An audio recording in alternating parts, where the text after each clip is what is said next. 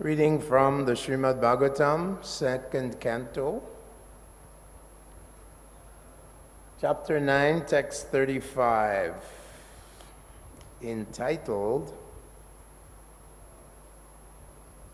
Answers by Citing the Lord's Version. These are the Chaturvyuha shlokas. Translation and the half of the purport by His Divine Grace A.C. Bhaktivedanta Swami, Srila Prabhupada. O Brahma, please know that the universal elements enter into the cosmos and at the same time do not enter into the cosmos.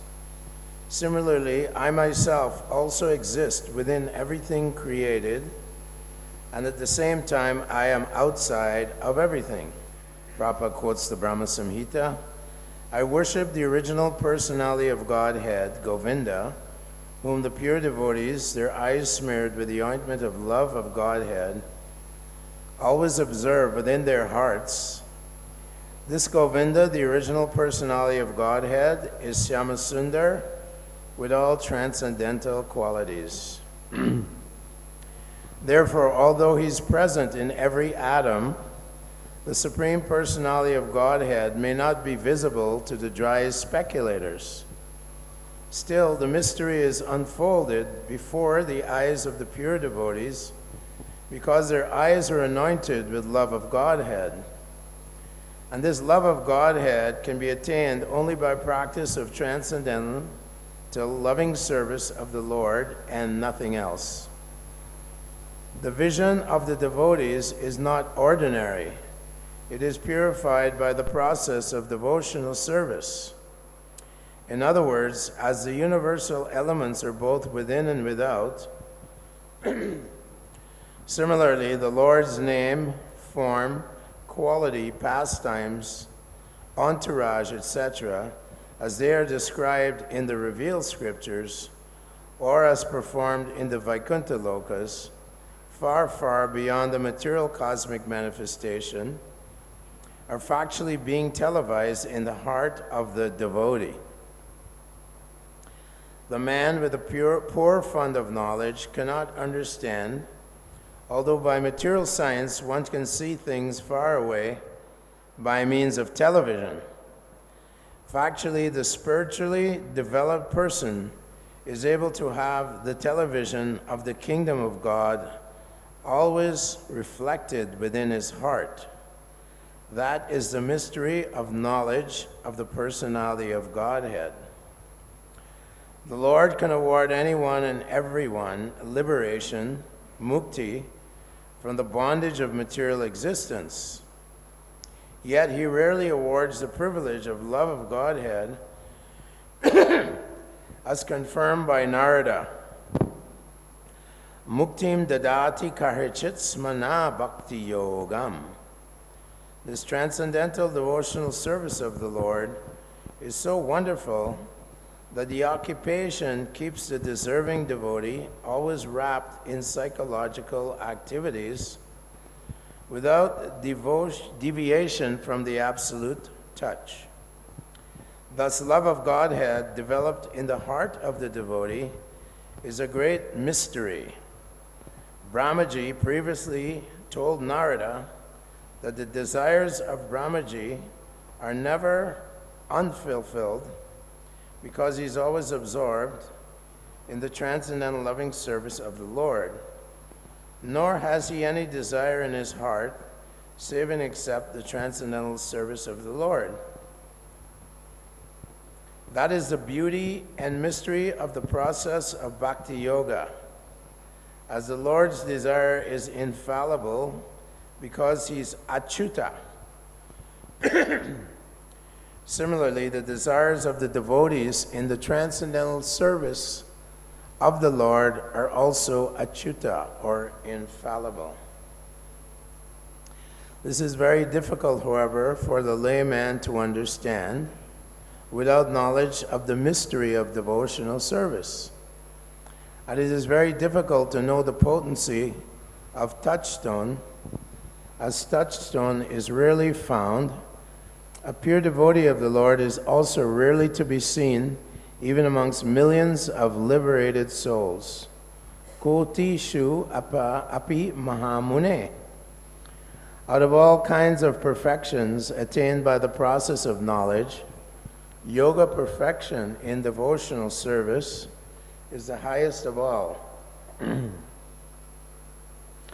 the most mysterious also, even more mysterious than the 8 kinds of mystic perfection attained by the process of yogic performances. In the Bhagavad Gita, the Lord therefore advised Arjuna about this Bhakti Yoga. 1864, Sarva Guya Tamam Bhuya, Shrinu Me Param Vachaha.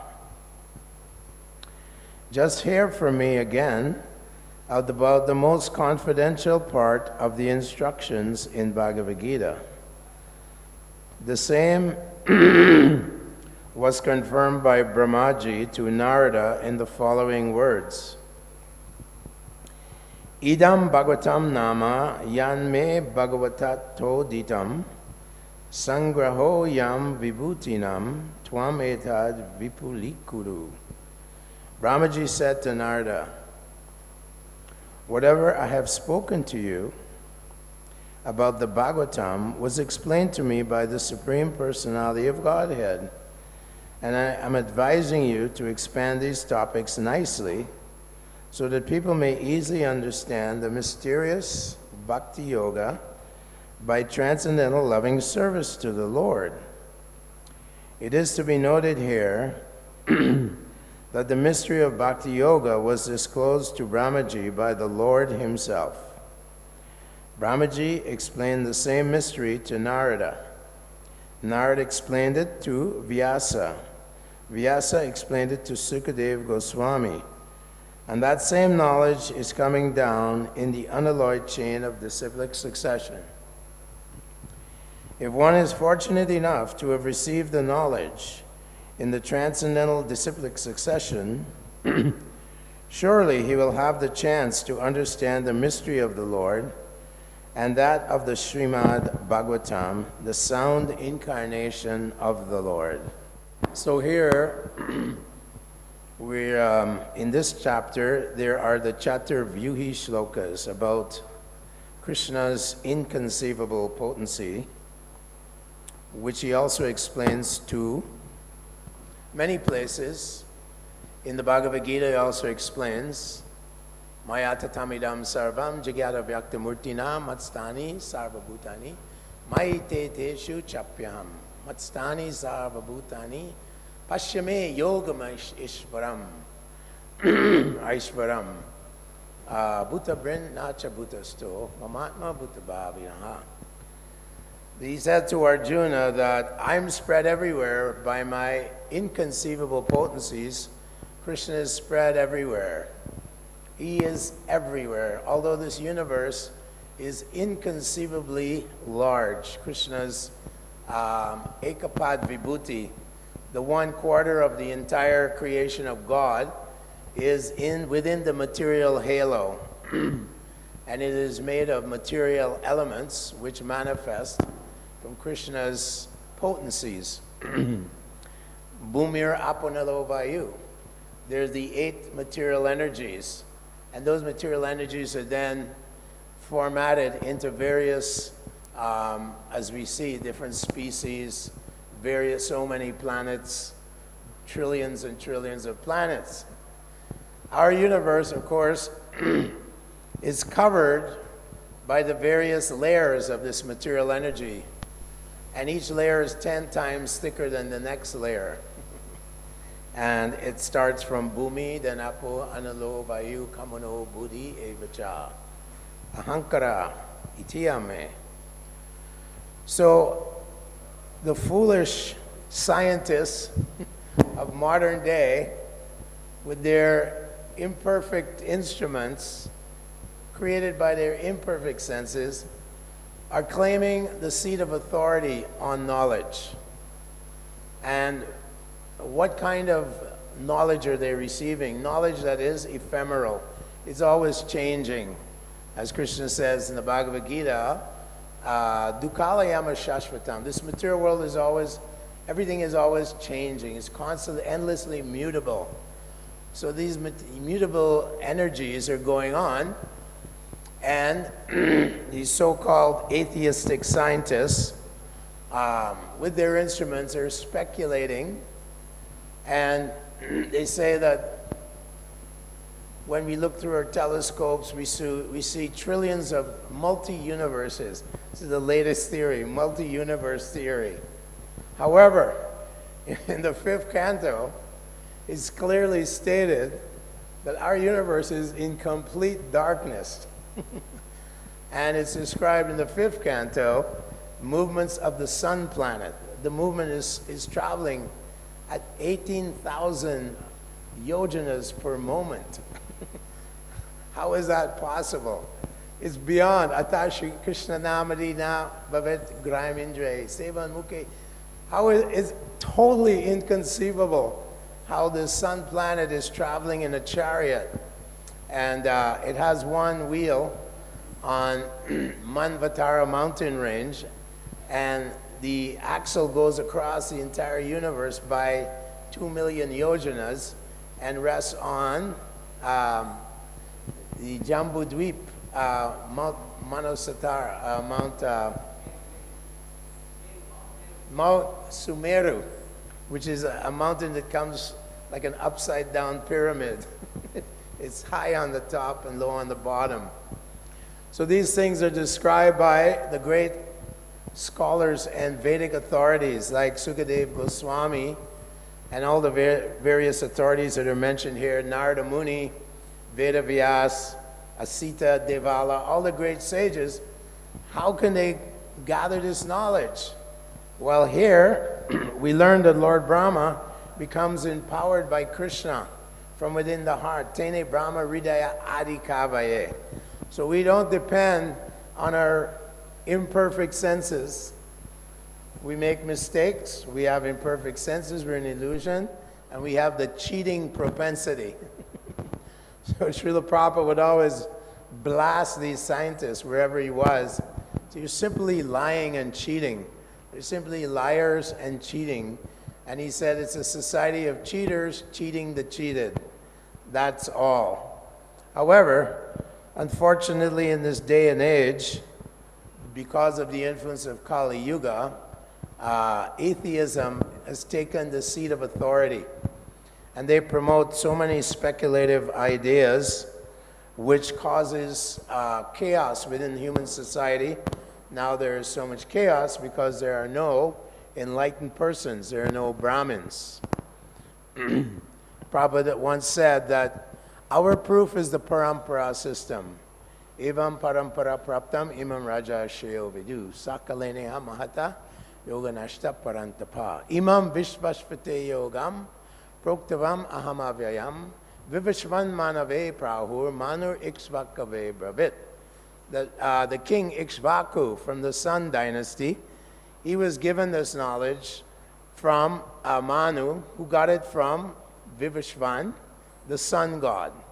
So this happened, Prabhupada says in the Purport, millions of years ago, 2 million years ago, this knowledge was handed down from Vivishvan, the sun god, to... So this is another great understanding, epiphany, you can say, that every planet is inhabited. Every planet is inhabited by superior beings, lesser beings. There's a description of the lower planetary systems, the Patalas and Vitalas and Sutalas. Bali Maharaj is down there. Lord Vamanadev is his gatekeeper.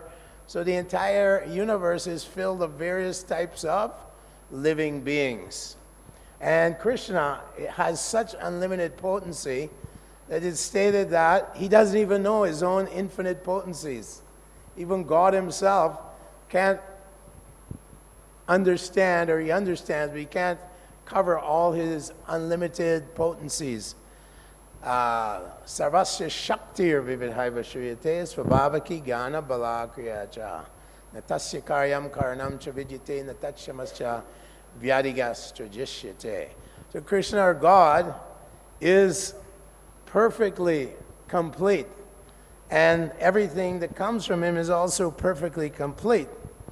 And all his potencies are invested to create, to annihilate, to maintain. Everything is taken care of by Krishna. But here Prabhupada is saying that the non-devotees, here he says dry speculators, they continually speculate with their buddhi, with their so-called intelligence. And because they have some higher intelligence than the masses of people, they use it to speculate and create atheistic worldviews. So the worldview now that's being taught is that there's absolutely no soul and there's no God. God is dead. Krishna says in the Bhagavad Gita, Etam dristam avastabhya nastalpanolpa buddhaya prabhavanti ugra karmana shayaya jagato hitaha.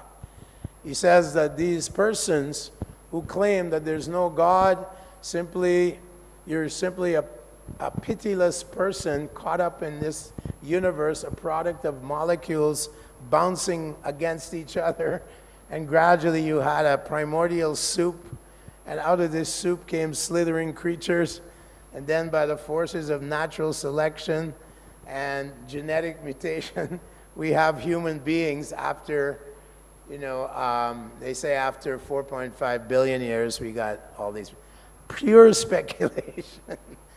However, people are being, unfortunately, therefore, manda sumanda matayo manda bhagya hi upadrutaha. In Kali Yuga, they're very unfortunate because they're being fed this nonsense, pure nonsense. And they're in a kind of a nexus.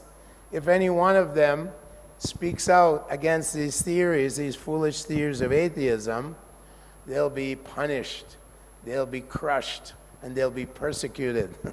Like we're aware of a few great big scientists who lost their 10 years at universities.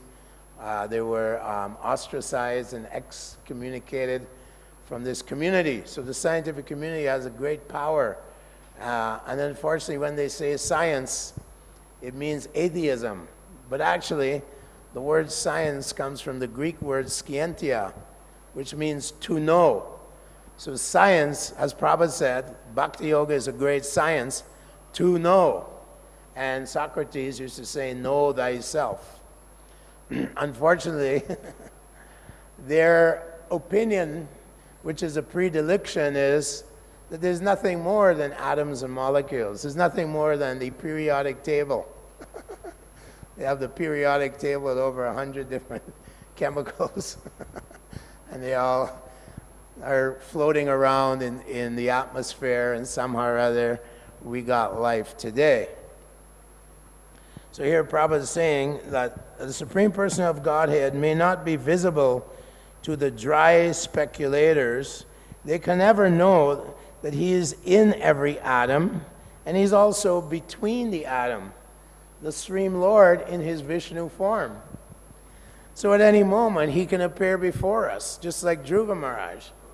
He saw the Supreme Lord in his heart. When he opened his eyes, there was Lord Vishnu, four-handed Vishnu, standing in front of him. And, so Krishna is saying in the Gita, Tesham ivanu kampartam aham agyana jam tamaha nashamatmi asmabhavashto deepena bhashvata, that from within your heart, if you surrender to me, I give you the lamplight of knowledge by which you can come to me. Tesham satata yuktanam bhajatam pritipurvakam dadami buddhi yogam tam. So misguided intelligence is driving the world, as Prabhupada says, into the deep, dark well of illusion. Na te vidu swa artagatimi vishnum durashraye bahir artamanina. Bahir artama. They're always looking outside. Where is truth? Where is truth? Bahir artaman. Andaryata andar is simply gliding down into the deep darkness of illusion and suffering. So it is so merciful of the Lord that he supplies the Guru Parampara system, and he gives us this information which is beyond our ability to capture by ourselves. Just like a dwarf trying to catch the moon. Not possible. It's impossible. But Krishna says to Arjuna, Bhaktistu ananyayam shakyam ahamevam vidorjuna gyatum jastrum chitatvena praveshtum cha parantapa. Only by pure bhakti, without any tinge of mental speculation or fruitive desire to enjoy this material world, can you understand and enter into the mystery of my understanding. Advaitam Achyutam Anadim Anantarupa, he's completely inconceivable. Achintya Guna Swarupam, he has inconceivable potencies. So here Prabhupada is saying the only way you can get to truth is through the process of bhakti yoga. And what is the truth? The truth is actually quoted here by Srila Prabhupada. Premanjana churita bhakti vilochanena santa sadeva hridayeshu vilokayanti. Yam syamasundara achintya guna swarupam govindam aripurusham tamaham bhajami. The truth is that the absolute truth, the source of everything, sarvakarna karanam, the source of everything we see around us, is a transcendental person with infinite powers and potencies. However, the ultimate end of truth is how to love God, how to develop our love for God. And this love of God can only be acquired through the process of the parampara. Only the mercy, Guru Krishna Prasadi Poi Bhakti Lata Bij, only the mercy of the great devotees of the Lord can one get to start the process of loving Krishna. Kabe habe bolo sedinamar aparada gucci. First we have to give up all our offenses to the chanting of the holy name, our offenses to the Supreme Lord, our offenses to the Vaishnavas, and so on. So this love of Godhead, as we know, as Prabhupada said, is dormant within our hearts. But we have to, with great endeavor, pursue the loving mercy of the Lord. And here he says, this love of Godhead can be attained only by the practice of transcendental loving service of the Lord and nothing else. So that, of course, has to be unpacked. What is transcendental loving service of the Lord? Adoshada, tata, sadhu, sangha. First, you have to have some faith. Yes, the innocent people in society, they're not completely convinced that, you know, we evolved from apes. They're not fully convinced. And so they're wondering why here in the modern age, where we have so much material advancement, are we suffering? Dukkalayama shashrata. Why is there so much unhappiness, misery, conflict, diseases? So an intelligent person will ask these questions. And they come to the devotees. And the devotees, sadhu sangha, bhajana kriya, then the devotee teaches us how to practice this ancient science of bhakti yoga. Very ancient science that is being again and again, millennium after millennium, being introduced by the Lord and his pure devotees, who are empowered by the Lord to travel throughout the universe, like Narada Muni, travel throughout the universe and give out this beautiful transcendental experience of love of God. Prakshaksha vagamam dharmyam. So one becomes convinced by adoshada tata sadhu sangha bhajana kriya shat tato anartha nivriti syat. As the heart becomes more and more purified and we give up and lose all our unwanted contaminations within the heart, gross and subtle, then comes tata nishta tato ruchi. We become fixed in devotional service and we come to the second stage of sadhana bhakti, which is Raga Bhakti, Raganuga, which is what we're aspiring for. And of course, the secret to getting to this point of attachment to the holy names and a taste for the holy names, and Krishna says to Arjuna, Satatam kirtayantu mam yatantascha dhridavrata, always chanting, 24 hours a day, always remembering the Lord. That's quite a challenge for the neophyte devotee.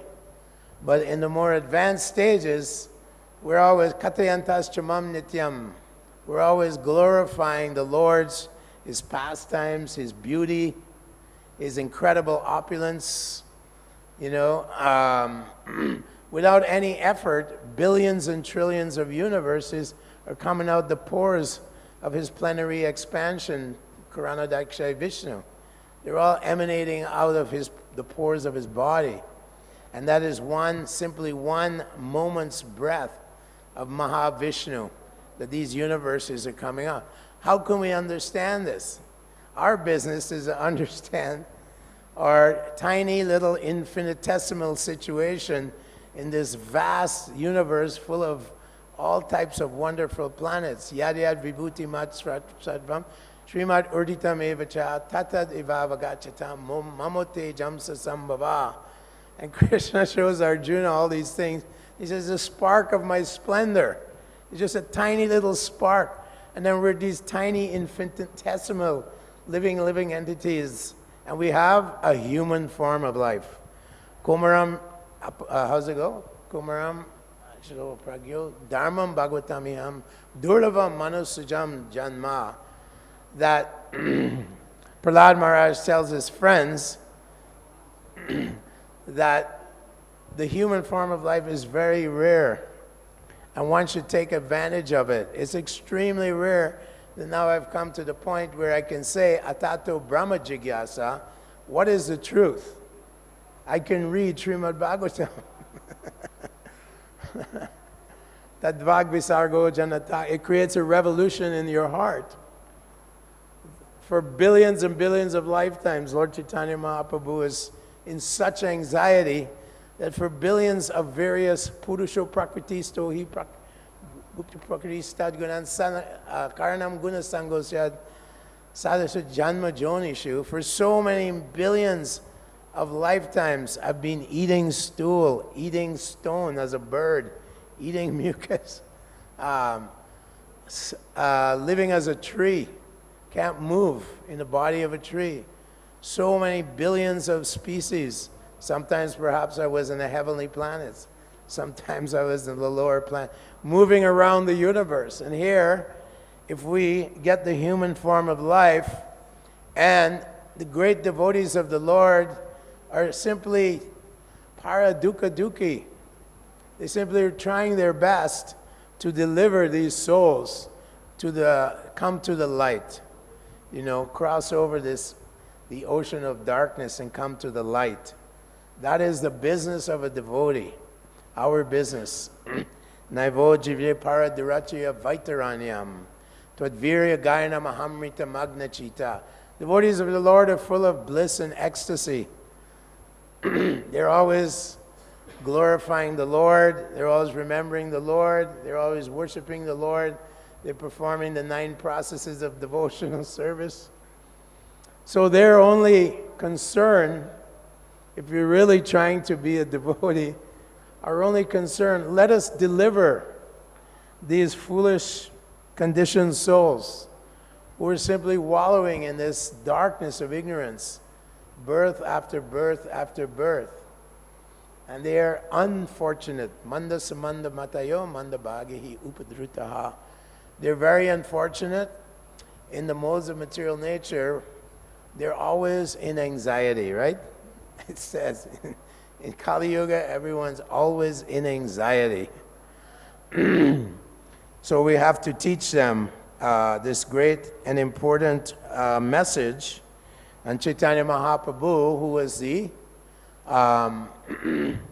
Supreme Personality of Godhead, he has come now out of his great mercy to give us what no other incarnation has ever given. How to love Krishna. in the Goloka Vrindavan, in the mood of conjugal love of God.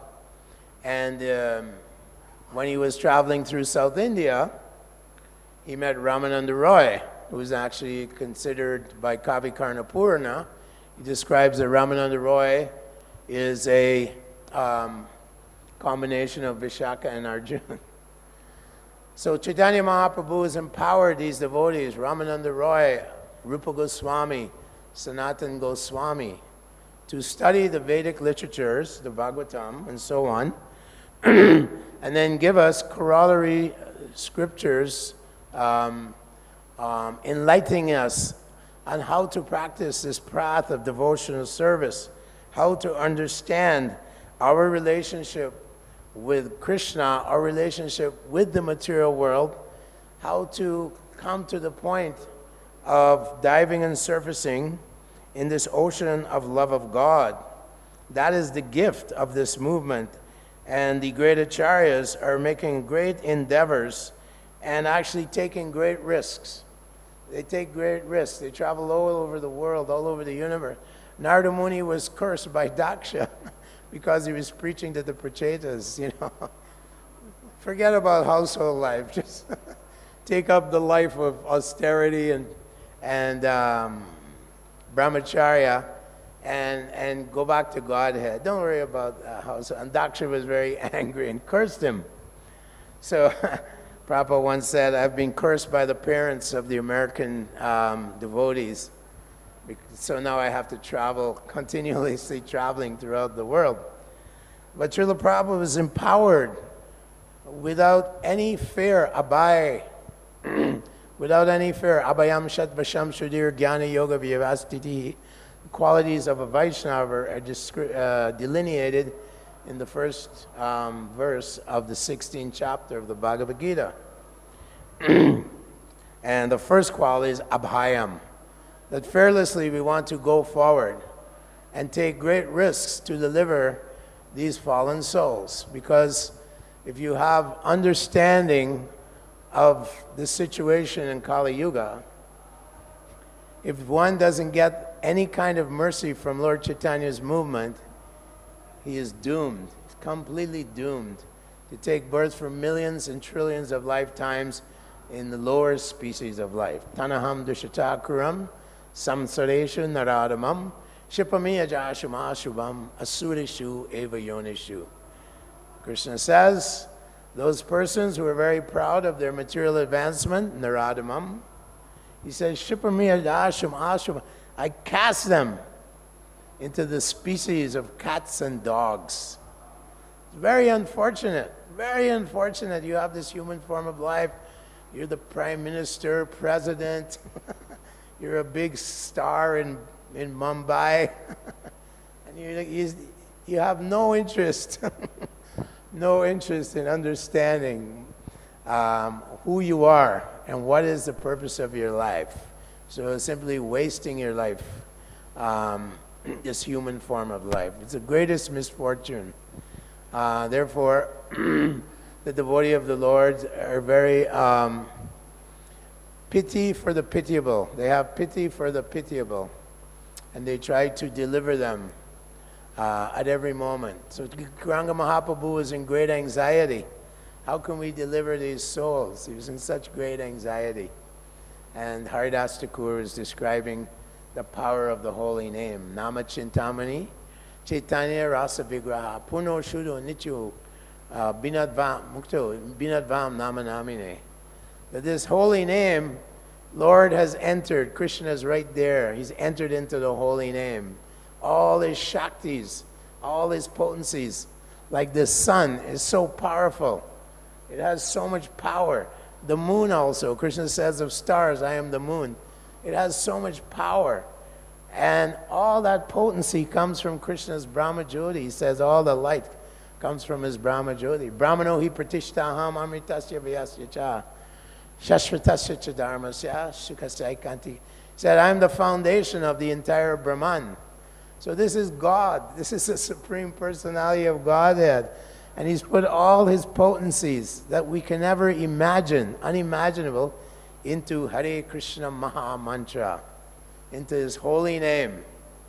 So when we chant this holy name, gradually we're becoming more and more purified, and the devotional creeper starts growing and growing and growing up, penetrates the covering of the universe, and it takes shelter at the lotus feet of Govinda in Goloka Vrindavan. So here in the next paragraph, Prabhupada says that the Lord can award anyone liberation or mukti from the bondage of material existence. So Arjuna asked Krishna, what is superior, what is better, the path of impersonal realization or the path of pure devotion to you? And Krishna tells him, Maya Vesha Manoye Mam Niti Yukta Upasate Shradavam Paryopetas Teme Yukta Tamomataha. That the highest process of liberation, or the highest process of spirituality, is to, with great faith, engage your mind, body, words, activities, ihayasya heredasye, in my service. And then he says, Klesho dikataraste sham avyakta shakta chetasam avyakta hi gatir dukam dehe vadbir avapyate. That this path of impersonalism, which Prabhupada is condemning here, first of all, it's unremarkable. You get to enter into the Brahma Jyoti for some time, then Aru Krichena Param Padam Tata Patanti Ado Na Adrita Yushmarang. Because you have no taste of the pure holy name of the Lord, no taste of the nectar of the Lord's lotus feet, you have no love for Krishna, you fall back into the material halo, into the material world. You open some hospitals and you say that Daridra Narayan, God is the poor man. Manava Seva, Madhava. So you go around serving that body which is temporary and illusory. And then you waste your life this way. And without the taste of love of God, in Kali Yuga, there's no hope of making any spiritual progress. As Lord Chaitanya says, Nastyeva, Nastyeva, Nastyeva. Not by a speculative path, jnana, not by mystic yoga, not by fruitive activities or ritualistic activities in Karma Kanda section can you attain the perfection of life and love of God. Only by pure devotional service to me. Savai pumsam paro dharmo yato bhaktira adokshaje. By his pure devotional service to the Supreme Lord. So Krishna even gives mukti to the demons. When he killed the Aghasura demon sent by Kamsa, he entered into the body of Aghasura, the cowherd boys were there, and then he expanded himself, and the soul was, pow, blew right out of the head of Aghasura. And when Krishna came out of the dead body of Aghasura, which was many miles long, the soul entered into Krishna's body. When Krishna killed Shishupal, we saw the soul, they saw the soul enter into Krishna's body. So it's unremarkable that you can attain the effulgence of the Lord's effulgence of the Brahman, the Brahman. Not very remarkable. And we know that Haridas Thakur said, even by namabas, by offensive chanting of the holy name, you can get mukti. So it's not, devotees are not even interested in the 5 kinds of liberation, Sayuja Mukti, Sarupya Mukti, Sarishti Mukti, the opulence of the Lord, the same features. They don't care about these things, right? They don't even care about taking another birth as long as they can remember the lotus feet of the Lord and serve the great Vaishnavas. Mama Janmani Janmani Ishvare Bhavatad Bhaktir Ahoituki Twai. Unalloyed devotional service to the Lord. And one fellow arrogantly asked Prabhupada, if you know everything, Swami, how many how many windows are in the skyscraper building? Prabhupada said, how much water is there in a mirage? How much water is there in a mirage? That's what he asked him. So whatever the great acharyas need to know, just like these great acharyas, they're explaining the structure of the universe, how the universe comes about. And it's all, everything goes back to a person. Everything goes back to the powerful, creative potency of the Lord. It just doesn't happen by some random chance, some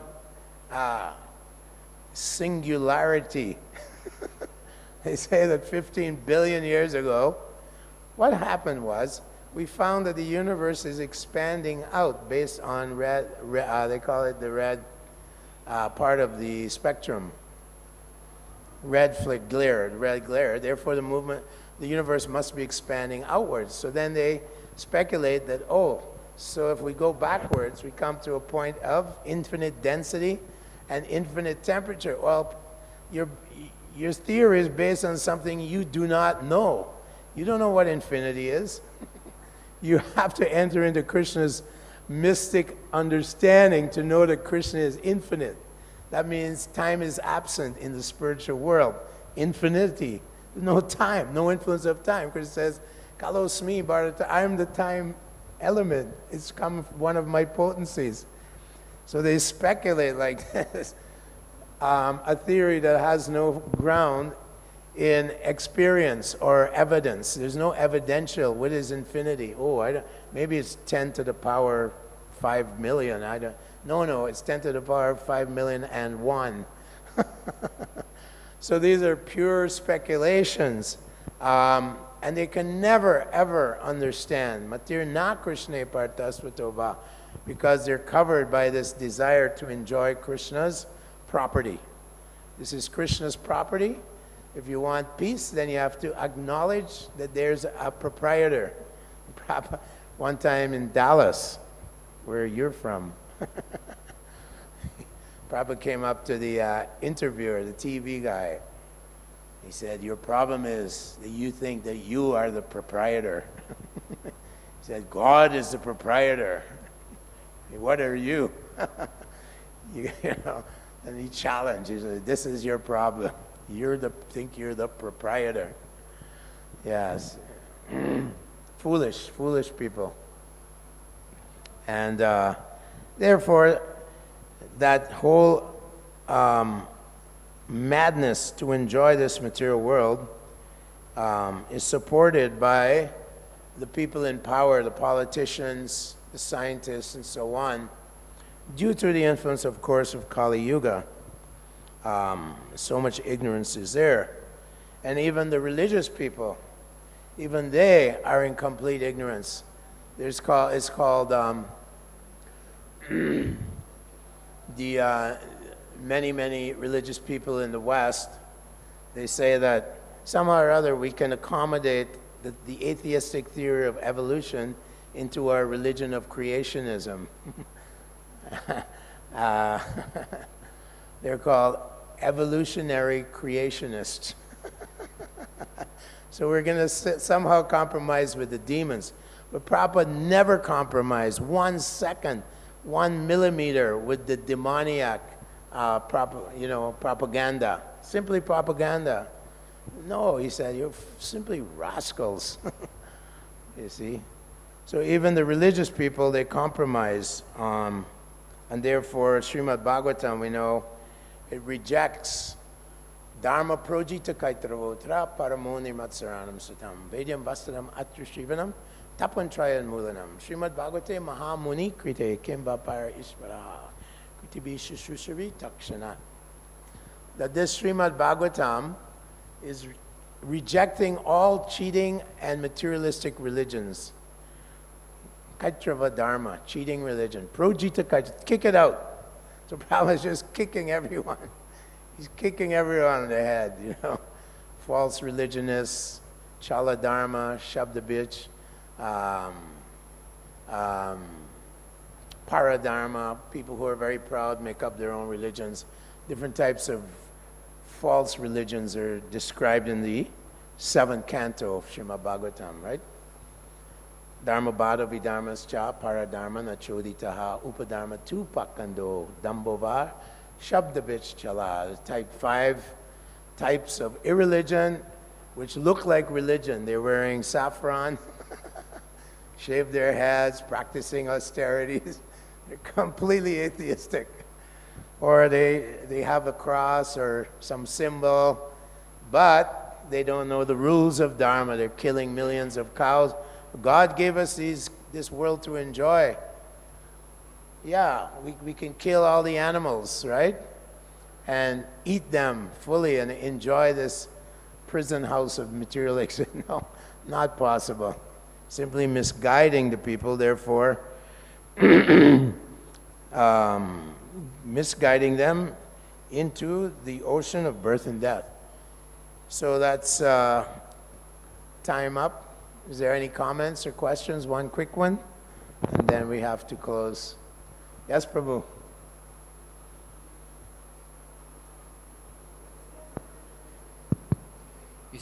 You said that there was some scientists that were removed from the scientific community because yes, they ostracized. Tell that story. What happened there? There's one very, very prominent scientist right now who is a chemist, PhD chemist at Houston in Rice University. However, when he was an undergraduate, he found God.